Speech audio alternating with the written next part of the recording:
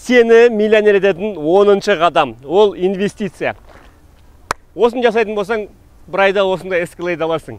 Инвестиция дегенде мен танитын бір адам қуып криптовалюта мен акциялар сатып алғанды көрдім. Мойындаш, бір крупный ақша түскен кезде, қой, мұна ақшаның басы құртылмай тұрып, бүтін кезінде үй, машина алып қойық деген ой келеді. Кейін алып бетіне қарап отырамыз. Тағы өз-өзімізді ақтап аламыз. Тұра берсін, жем шөп сұрамайды деп. Тура осы әрекетті 99% адам жасайды. Өйткені біз ақшадан қорқамыз. Қолымызда тұрса кетіп қалады деген қорқыныш бар. Келесіде бұл ақшаны өзіңіз білетін салаға салыңыз.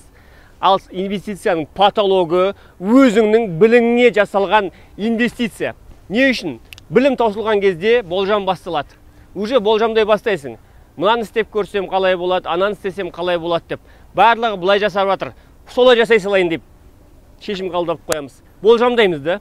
Болжамдай беріп өміріміз жетпейді. Сондықтан да өз білімімізге салайық. Бай бол. Ертең көрсеміз. Сондықтан басын айтыңыз еткені. Дұрыс қой, күліп айтатын нәрсе ғой. Тура осылай бере салшы маған.